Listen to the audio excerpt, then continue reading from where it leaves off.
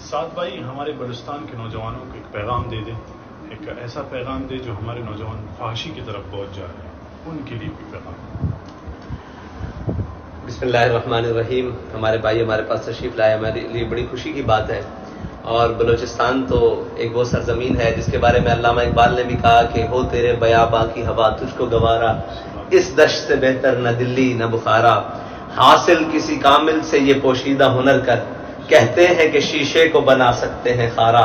ہاں جی، اور آگے میں تجھ کو بتاتا ہوں تقدیر عموم کیا ہے، شمشیر و سنابل طاؤس و رباب ہے۔ طاؤس و رباب اسلام دیتا ہے، سارا کچھ دیتا ہے، اسلام کھانے کے لیے اچھا کھانا بھی دیتا ہے اور کہتا ہے خوشی کے طریقے بھی دیتا ہے، لیکن جو فحاشی ہے نا وہ لا یدع قوم الجہاد فی سبیل اللہ الا خذلهم اللہ بالذل ولا تشیع الفاحشۃ فی قوم الا عمهم اللہ بالبلاء۔ حضرت صدیق اکبر کا جو پہلا خطبہ ہے نا اس میں کہا کہ جو قوم فحاشی میں مبتلا ہو جائے گی اللہ اس کے اوپر بلائیں نازل کر دے گا۔ اگر بلوچستان کے نوجوان فحاشی اور یعنی یہ ساری چیزیں چھوڑ دیں گے تو یہ جو کچھ بھی وہاں کی بے راروی ہے، مارا ماری ہے اور ایک بے یقینی کی فضا ہے، اگر یہ اپنے آپ کو ان ساری چیزیں چنگل سے نکال دیں اور تہذیب ہنود و یہود اور جناب تہذیب ہندو اور اس سے سارا کچھ پاک کر لیں اور یہ کہیں کہ جناب وہ اقبال نے کہا نا کہ پاری تیرے چشموں کا تڑپتا ہوا سیماب، مرغان سحر تیری فضاؤں میں ہے بیتاب، اے وادی لولاب، گر صاحب ہنگامہ نہ ہو ممبر و محراب، دی بندہ مومن کے لیے موت ہے یہ خواب۔ تو آپ تو پہاڑوں کے رہنے والے ہیں اور اقبال نے کہا کہ فطرت کے مقاصد کی کرتا ہے نگہبانی، یا بندہ صحرائی یا مرد کوہستانی۔ تو آپ نے تو فطرت کے مقاصد کی نگہبان بننا ہے، آپ تو نگہبان ہیں بلکہ اسلام کے مطابق، اور آپ کو تو ان میں نہیں مبتلا ہونا، بلکہ میں تو یہ سمجھتا ہوں کہ آپ تو فطرت کے قریب ترین رہتے ہیں، پہاڑ بھی آپ کے پاس ہیں، میدان بھی آپ کے پاس ہیں، تو آپ تو اسلام کے اصل وارث ہیں اور آپ کی تہذیب بھی سب سے اسلام کے سب سے زیادہ قریب، آپ کا قبائل کا سسٹم بھی اسلام کے زیادہ قریب، سارا کچھ اور اسلامی ہے، تو آپ کا جو وضع قطع ہے وہ بھی ایک اسلام کے مطابق وہ خوبصورت ترین ہے اور پگڑی ہے سر پر اور ایک وہ ہاتھ میں عصا ہے سنت کے مطابق، اور کیا نام ہے وہ بکریوں والا ایک رواج اور پوری وہ جو تہذیب ہے مکمل، تو آپ تو اسلام کے قریب ہیں، آپ اپنی تہذیب کو چھوڑ کر اس تہذیب کے پاس کیوں جا رہے ہیں؟ وہ اقبال نے کہا جو بھی شاخ نازک پہ آشیاں بنائے گا ناپائیدار ہوگا، یہ تہذیب خود اپنے خنجر سے خودکشی کرے گی، وہ تہذیب تو خود مٹنے والی ہے۔ آپ اسلام کی تہذیب کو چھوڑ کر اور ایمان کی چاشنی کو چھوڑ کر کہاں گم ہے؟ میں تو سب کو کہوں گا کہ اس فحاشی اور طاؤس اور رباب سے نکل کر ایک دفعہ اسلام کے دامن میں دوبارہ آئیں، اسلام آپ کو عزت دے گا۔ اسلام نے تو آپ کے پاس تو مکران اور یہاں تک صحابہ کرام تشریف لائے ہیں، تابعین تشریف لائے ہیں، تبع تابعین، آپ کے پاس تو اسلام مجاہد لے کر آئے ہیں، تو آپ کی زندگی تو مجاہدانہ ہونی چاہیے۔ جیسے اقبال نے کہا کہ اے شیخ بہت اچھی مکتب کی فضا لیکن بنتی ہے بیاباں میں فاروقی و سلمانی، تو بیابان تو آپ کے پاس موجود ہے اور فاروقی و سلمانی کی روح کی ضرورت ہے۔ اور پھر اقبال نے خود ہی کہا کہ مٹایا کیسر و کسریٰ کے استبداد کو جس نے، وہ کیا تھا؟ زور حیدر، فقر بوذر، صدق سلمانی۔ اور اقبال کہتا ہے سبب کچھ اور ہے جس کو تو خود سمجھتا ہے۔ اگر آپ خود سمجھتے ہیں نا کہ یہ نام ہمارے اوپر یہ آ گیا یہ آ گیا، نہیں، اقبال کہہ رہا ہے سبب کچھ اور ہے جس کو تو خود سمجھتا ہے، زوال بندہ مومن کا بے زری سے تھی۔ آپ کا زوال بے زری سے نہیں ہے، آپ کا زوال یہ ہے کہ آپ ان سے متاثر ہو گئے ہیں جنہوں نے آپ سے متاثر ہونا تھا، جن کی آپ نے ان کی تہذیب اپنا لی ہے، جن کی تہذیب تو اقبال نے کہا زمستانی ہوا میں گرچہ تیزی تھی شمشیر کی سی، لندن میں بھی نہ چھوٹے مجھ سے آداب سحر خیزی۔ تو آپ جو ہے نا آداب سحر خیزی کی طرف واپس آئیں اور رانائی افکار کی طرف واپس آئیں اور جدت کردار کی طرف واپس آئیں اور جناب حسن گفتار کی طرف واپس آئیں۔ آپ کہاں مطلب دوسروں سے متاثر ہو رہے ہیں، بلکہ میں ذاتی طور پر بھی بلوچستان کی ثقافت، ان کے لوگ، ان کا رہن سہن، ان کی محبت، ان کی جناب وہ مہمان نوازی اور ان کے بہت ساری چیزوں سے ہم متاثر ہیں۔ تو آپ کن سے متاثر ہونے چلے گئے ہیں؟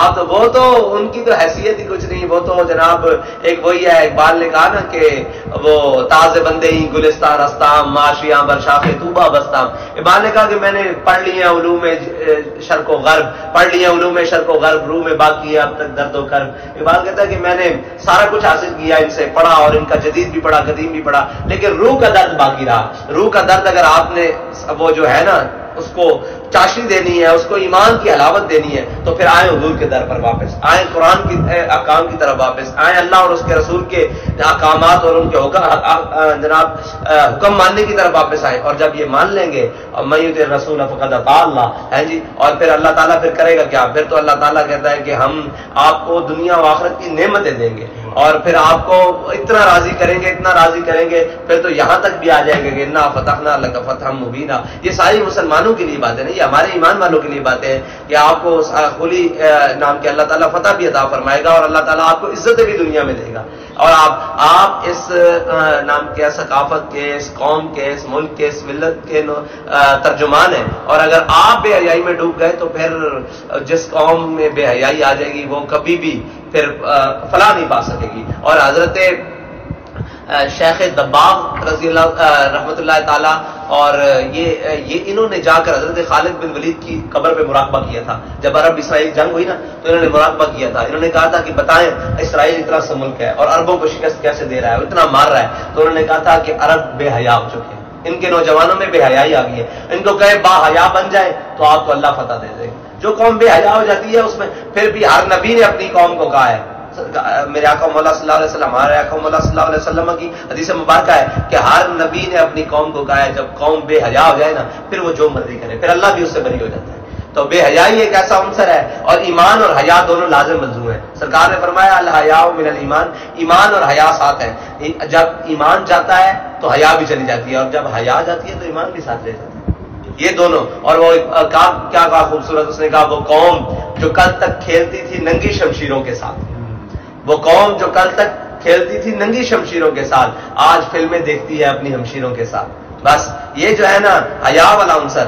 اور اگر وہ ہے، اقبال نے بھی کہا نا، وہ ہے وہی قبیلے کی آنکھ کا تارا جس کا جناب جوانی بے داغ ہے اور جس کا جوانی پاک ہے. اور نام کیا ہے جوانی، اور میرا تو پیغام جوانوں کو ہے کہ آپ اپنے آپ کو آگے لے کر آئیں اور آپ حضور سید عالم صلی اللہ علیہ وسلم کی شریعت کے مطابق اپنے آپ کو ڈالیں اور بے حیائی سے دور ہو جائیں، اس گندی تہذیب سے دور ہو جائیں. تو پھر کیا ہوگا؟ افلاک سے آتا ہے نالوں کا جواب آخر، کرتے ہیں خطاب آخر، اٹھتے ہیں حجاب آخر. اور وہ اقبال نے کہا کہ مجھے آؤ فغان نیم شب کا پھر پیام آیا، مجھے آؤ فغان نیم شب کا پھر پیام آیا، ہم اے رہرو کہ شاید پھر کوئی مشکل مقام آیا.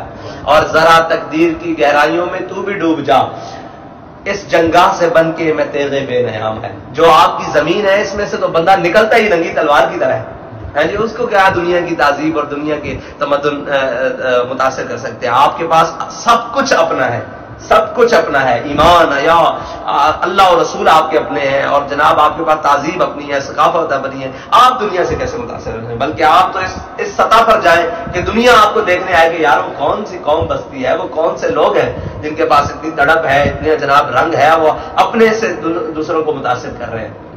اللہ تعالیٰ مجھے اور آپ کو بس حیا عطا فرمائے، اور حیا سے ہی ایمان کی لذت ہے، حلاوت ہے، چاشنی ہے. اللہ تعالیٰ ہمیں ہر ارتداد سے محفوظ فرمائے اور ہمیشہ ایمان کے اوپر سلامتی عطا فرمائے.